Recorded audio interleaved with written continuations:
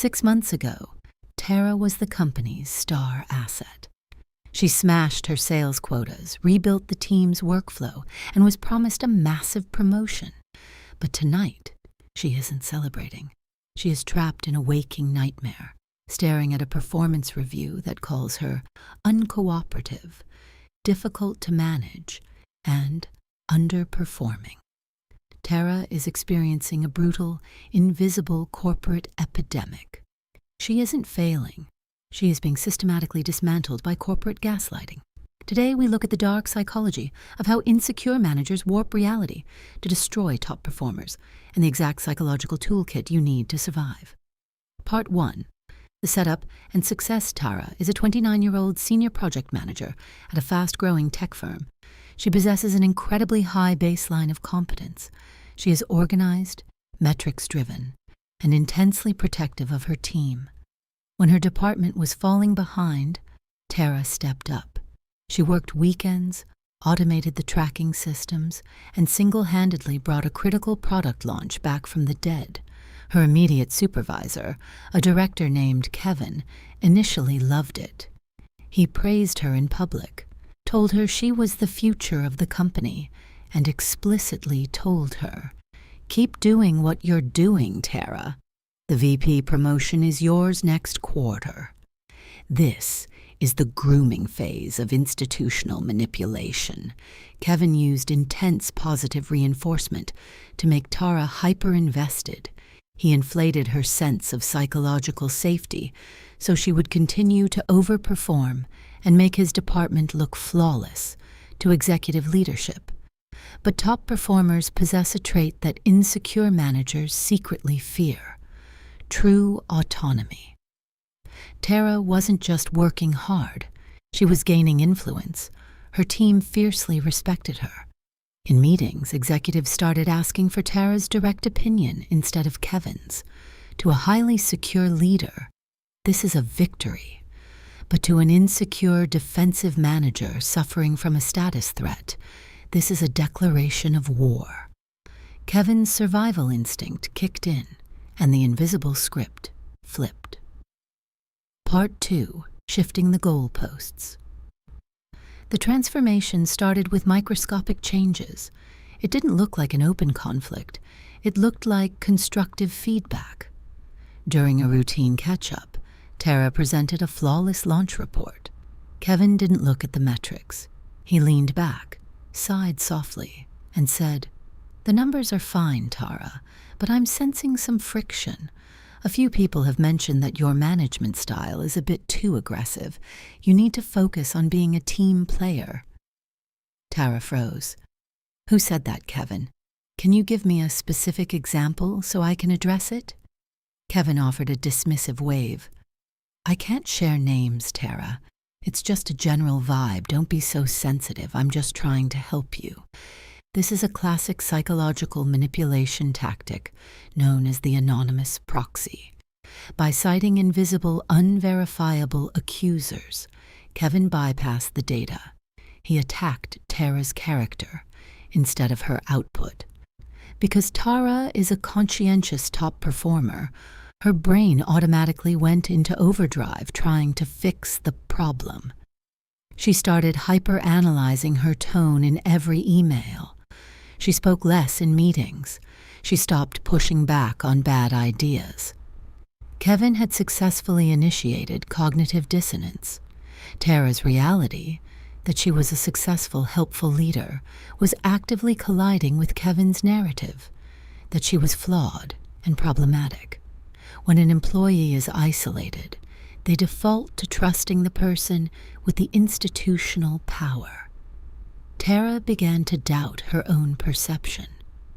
Before we watch Kevin execute the final phase of the reality rewrite, let's make sure you have your own psychological firewall.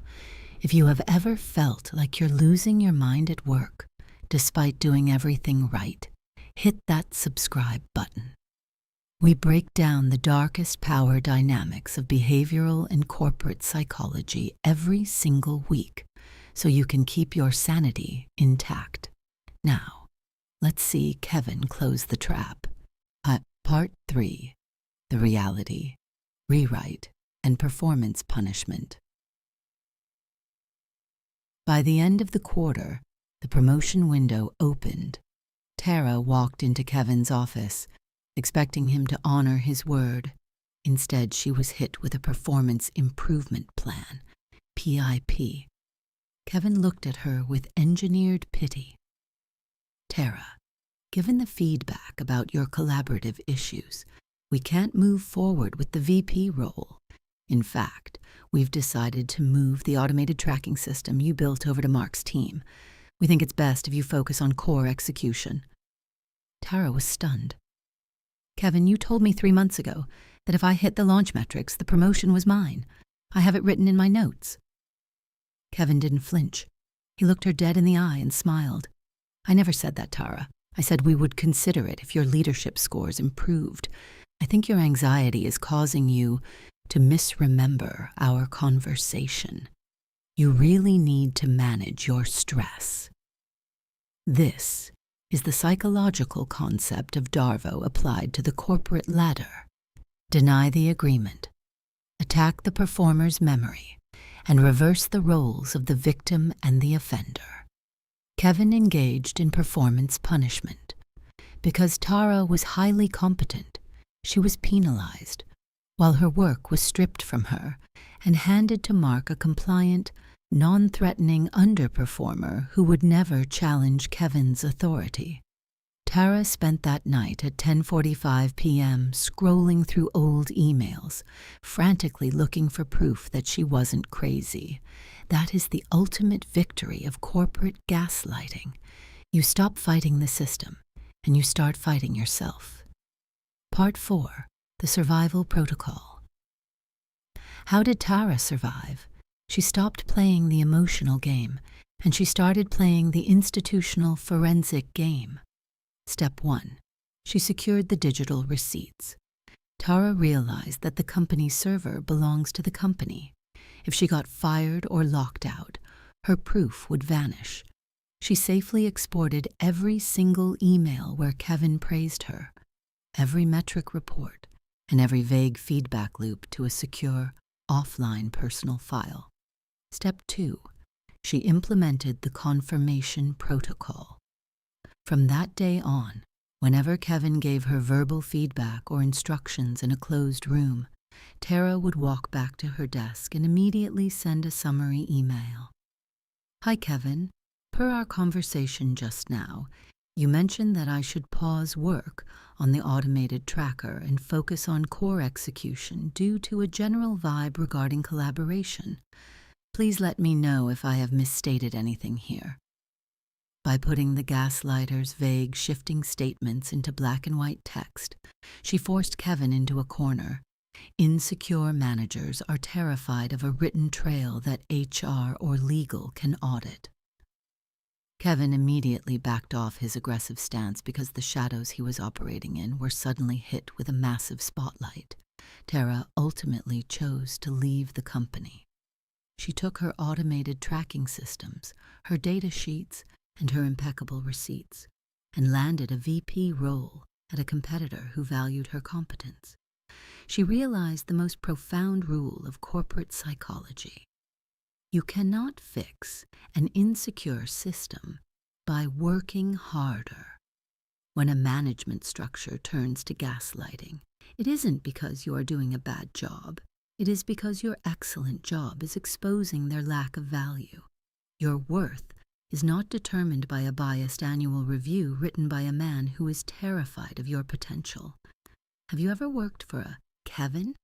Have you ever had a boss make a promise and then look you in the eye and pretend they never said it? Tell me your corporate survival stories in the comments below. Let's expose these scripts together. Give this video a like if you're ready to protect your career, and I'll see you in the next one.